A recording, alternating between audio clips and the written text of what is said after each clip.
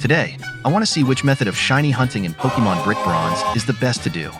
In Pokémon Brick Bronze, there are 3 main ways to shiny hunt: chain fishing, egg hunting, and roaming. To determine which way is best, I will count how much shiny Pokémon we got by the end of all these methods.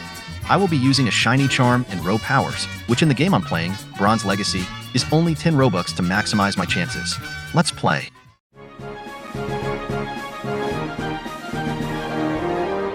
Roaming is the most common way to find shiny Pokémon. All you have to do is just run around in grass and just hope whichever Pokémon you come across is shiny.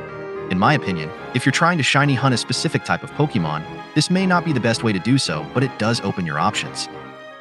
Anyways, to shiny hunt, I decided to do so in Route 8 because I'm specifically searching for a shiny Starly which you can obtain here. One thing I forgot to mention is that one use of row powers lasts an hour, so I will be shiny hunting with all these methods for that long. At first, I didn't have much luck, but 7 minutes in, we came across our first shiny, a Clobopus, which we were able to catch and continue the run. The next Pokemon we found was a Phalanx, which we found about 10 minutes after the Clobopus. I attempted to catch this Phalanx too, and managed to do so, but it took a bit of Pokeballs before I could catch it since my Greninja was too strong to weaken them. Just 2 minutes after Phalanx, we encountered a shiny Bellsprout, now tallying 3 shinies so far. Another 8 minutes passed before we encountered the last and final shiny, Oddish. For the remaining 30 minutes, there was unfortunately no luck, meaning that we encountered and caught only 4 shiny Pokemon. As common as it is, I'm not much of a fan of the encountering method, especially when I'm trying to find a specific type of Pokemon. But now we can proceed to, I think, is my favorite method of shiny hunting.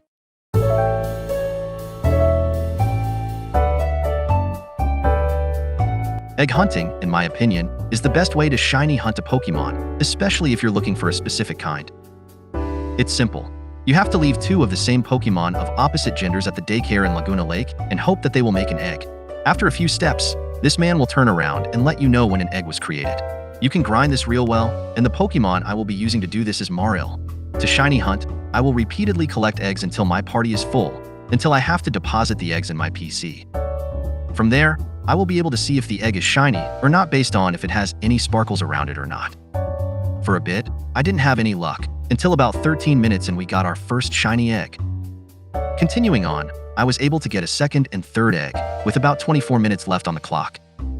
We should be able to easily get another 3 more, right? Unfortunately, no. With the remaining time I had, I was only able to get 1 more shiny egg, making it a total of 4 shiny eggs I was able to obtain, which pretty much invalidates what I said at the beginning, so I sound like a fool, but it's aight. If you haven't found the results impressive yet, you're in for a treat for our next and final method.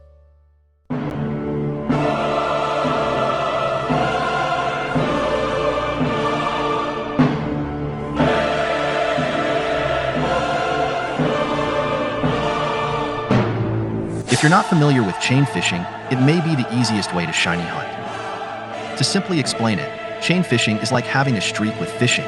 You must reel in every single Pokemon you encounter to increase the streak and raise your odds.